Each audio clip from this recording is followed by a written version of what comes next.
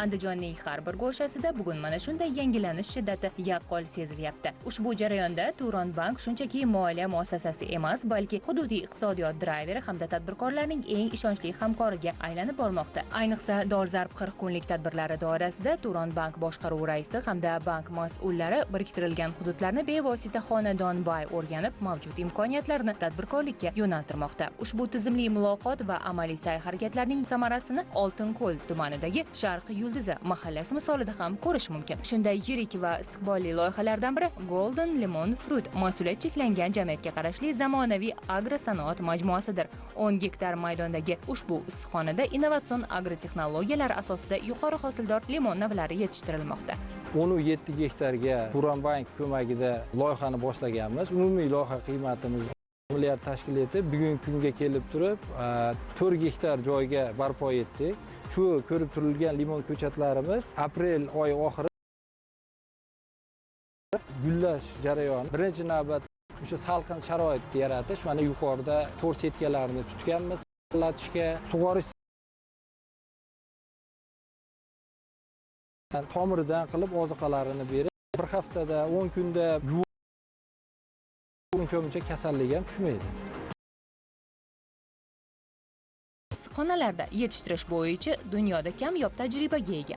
Nazorat ostidagi issiqxona harorat postining xushbo'yligi va ta'mi bilan ochiq maydon limonlaridan ustun turadi. Mamlakatimizda yiliga 30-40 ming tonna limon yetishtirilib, shundan 4 ming tonnasi Qozog'iston, Rossiya va Qirg'izistonga eksport qilinadi. 50 ta, 60 ta ish o'rni ishlarga jalb qilamizda. Sababi bu yerga bir katta ombor qilib turib, mahsulotlarimizni shu yerga saqlab turib, hozirgi kunda qayta ishlashni ham yo'lga qo'ydik. Endi texnologiyalarni yana ham zamonaviysini olib kelib turib, chet davlatlarga eksport qilishligi. Limon mahsulotini o'zini emaski, qaysi sharbatlarini chet davlatlarga ham eksport qilishni oldimizga reja qilib qo'ydik. Garchi dunyo miqyosida Meksika va Argentina limon yetishtirishda, Ispaniya esa uning sharbatini ishlab chiqarishda yetakchilik qilib kelayotgan bo'lsa-da, bugun O'zbekistonda ham soha yangi bosqichga ko'tarilib, limonni shunchaki meva sifatida sotish emas, balki uni sanoat darajasida chuqur qayta ishlab, tabiiy sharbat olish amaliyoti yo'lga qo'yilmoqda. Xususan, Golden Lemon Fruit mas'uliyat cheklangan jamiyat ham mahsulotni qayta ishlash zanjirini yo'lga qo'ygan. Yetti uxlab bir tushimizga kirmagan hodisalar ro'y beryapti. Sababi mana o'tgan yilda Xitoy davlatiga borib keldik. Mana shaxsan o'zim sherigim bilan o'sha limonchilikni eksport yo'nalishi bo'yicha Angliya London shahrida bo'lib keldik. U yerda ham biz fikr almashib keldik. Sharoit yaratib berilyapti. Mana ishlab chiqarish jarayonimizni tashqi bozorga ham chiqarish rejalarimiz bor. Bobur Mirzo aka, hozir ko'rib turibmiz, bu yerda tabiiy limon sharbati turibdi. Buni ishlab chiqarish jarayoni qanday kechdi? Shu haqida ma'lumot bersangiz. Dastlab o'sha 20-yilda ekilgan limon mahsulotlarimizni mevasi saqlab qo'yilgan limonlardan sharbat tayyorlaydigan uskunalari bor. Kattaroq bir sex qilib turib, xalqimiz dasturxoniga, bundan tashqari chet davlatiga ham yetkazdirishni niyat qilib qo'ydik. Shuni ustida Xudo xolasa ishlayapmiz. Saqlash usullari qanday? Tabiiy ombor qilib turib, o'sha yer osti omboriga yengil konstruksiya qilib turib, saqlashni yo'lga qo'ydik. Tabiiy limon sharbatlari brendi ostida ichki bozorlarga hozirgi kunda chiqarishni boshladik.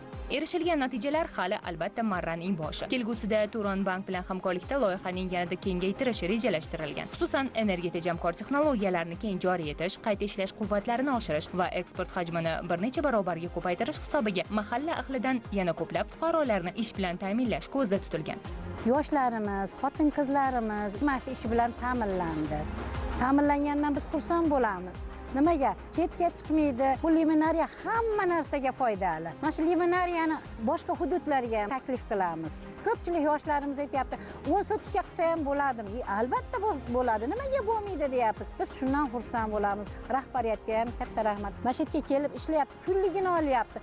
O'zlari olib boradi, o'zlari olib keladi, oziq-ovqatini qilyapti. Ular shunga xursand bo'lyapti. Sharq Yulduz mahallasining bitta ko'chasiga 12 ta joyga issiq kapa qurildi. Bu limonariyani 2 metrga ko'cha o'tkazib, chiroyli bo'lib ko'klab qoldi. Shu limonariyani shu 12 ta xonadonda ko'kartirib, chiroyli qilib o'stirish harakatidamiz. Bir marta hosil olganini ko'rsa, boshqalar ham qiziqib qoladi, harakatda bo'ladi. Bir so'z bilan aytganda, bugun Turon bank taqdim etayotgan moliyaviy imkoniyatlar Andijon viloyatining iqtisodiy salohiyatini oshirish bilan birga har bir xonadonga barqarorlik, qut baraka va farovonlik olib kirmoqda.